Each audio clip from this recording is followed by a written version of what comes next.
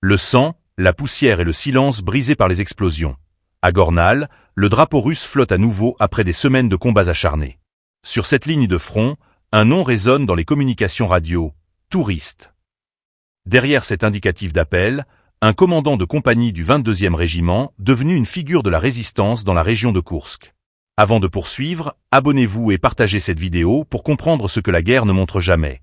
Le prix humain de chaque drapeau hissé. Lorsque les forces armées ukrainiennes franchissent la frontière et s'emparent de plusieurs points stratégiques près de Koursk, la contre-offensive russe se met en place dans l'urgence. Parmi les premières unités déployées en zone contestée, le groupe de combat dirigé par Touriste. C'est sous son commandement que le drapeau tricolore a été hissé à Gornal, village clé pour le contrôle du corridor nord, non loin de la frontière ukrainienne. Les combats y ont été brutaux. Les descriptions rapportées par les hommes sur place évoquent des tirs croisés intenses, des frappes de mortier incessantes et une situation tactique mouvante, où les positions changeaient de main plusieurs fois par jour. Au plus fort des affrontements, Touriste a été blessé lors d'une attaque au mortier. Une blessure grave, mais pas suffisante pour le maintenir loin du front. Malgré ces blessures, il poursuit ses opérations. Non loin de là, à proximité du village de Plekovo, il coordonne des actions conjointes avec des combattants coréens présents sur le théâtre. Ce fait, encore peu relayé, souligne l'internationalisation rampante du conflit, où des alliances de circonstances prennent forme au gré des priorités tactiques. Mais c'est le 9 mai, jour de commémoration de la victoire soviétique sur le nazisme, que l'épreuve la plus douloureuse frappe son unité.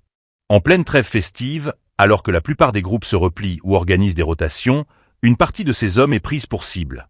Une embuscade, rapide et meurtrière. Certains soldats tombent. Les survivants n'ont d'autre choix que de tenter l'évacuation du matériel resté sur place, dans l'espoir vain que l'ennemi respecterait un cessez-le-feu symbolique. Touriste, ce jour-là, perd une partie de son groupe. Le silence du front, ce matin-là, sera suivi du grondement des armes. Son témoignage, livré à un correspondant de guerre sur le terrain, est sec, direct, sans pathos. Un récit de soldat, lucide sur la fragilité de chaque instant. Derrière la tactique et les communiqués officiels, il y a la réalité d'hommes qui progressent dans un territoire fragmenté, hostile, où l'espoir est un luxe rare. Ce portrait de commandant incarne la tension permanente de cette guerre. Une lutte d'usure, mais aussi de symboles, où hisser un drapeau est bien plus qu'un acte politique. C'est une victoire personnelle, parfois arrachée au prix du sang.